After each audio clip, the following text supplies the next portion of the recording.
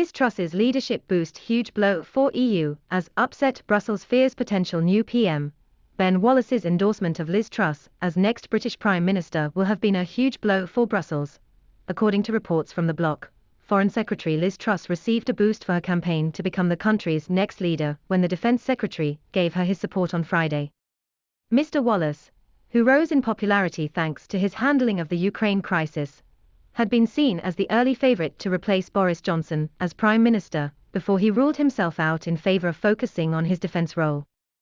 He said Ms. Truss, who is on course to defeat former Chancellor Rishi Sunak according to opinion polls of members of the ruling Conservative Party, was authentic and straight. I have sat with her in cabinet, bilateral meetings and international summits. She stands her ground.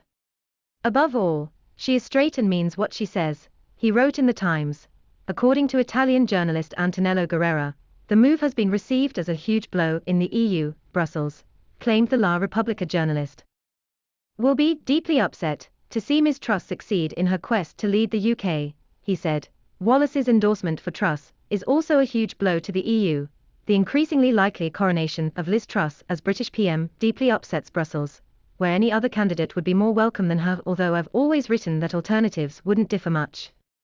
The winner of the tussle will become the fourth Prime Minister in 12 years of Conservative rule after Johnson was forced to resign following a series of scandals. The decision is in the hands of Conservative Party members, numbering about 200,000 last year, and will be announced on September 5. A YouGov poll last week gave her a 24-point lead over Sunak.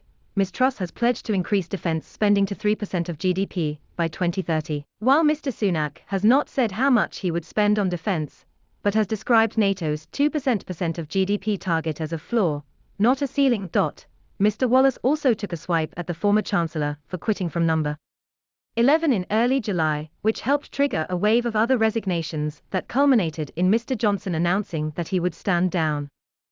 I don't have the luxury as Defence Secretary of just walking out the door. I have roles in keeping this country safe, Mr. Wallace said in an interview with the Sun newspaper, and the guardian of the markets, you know, the guardian of our economy, is the Chancellor. Mr. Wallace also accused Mr. Sunak of trying to block vital defence money during his time as Chancellor. Mr. Sunak, the Defence Secretary said, tried to block vital defence money in 2019, only to find himself overruled by the Prime Minister. He was asked by LBC's Nick Ferrari how obstructive the former Chancellor was in granting more cash to the armed forces.